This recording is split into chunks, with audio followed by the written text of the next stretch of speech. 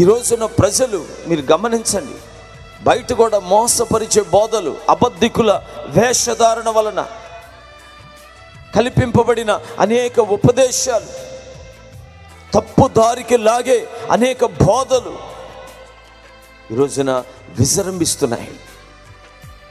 అందుకని పరిశుద్ధాత్మ దేవుడు చాలా స్పష్టంగా చెప్పిన మాట ఏంటంటే, అనేకులు అబద్ధికుల వేషధారణ వలన మోసపరుచు ఆత్మల యందును దయ్యముల బోధ యందును లక్ష్యముంచుతారు. అంత్య దినాల్లో ప్రజలకి ఎక్కడికి వెళ్ళాలో తెలియదు. ఎవరు బోధకులు గారో తెలీదు. ఏడన్నా కొంచెం కోటం పెడితే, లేకపోతే 2 రేకులు వేసి ఒక డ్రమ్ము కొడితే వెళ్ళి ఆడ కూర్చుని ఇది కూడా మందిరం అనుకునే కాలం వచ్చింది. అసలు ఎవరు సేవకులు కాదు. ఈ విషయాన్ని సంఘము జాగ్రత్తగా గుర్తించాలి.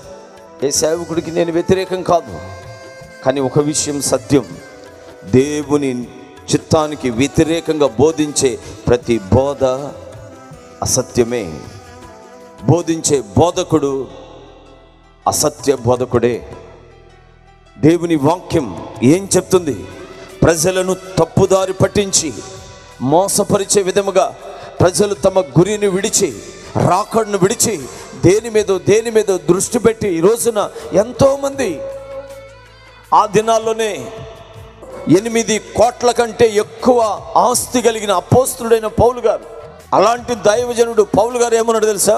నేను క్రీస్తును సంపాదించుకొనుటకు నాకేవేవి లాభకరములై ఉన్నాయో వాటన్నిటిని నష్టపరుచుకున్నాను.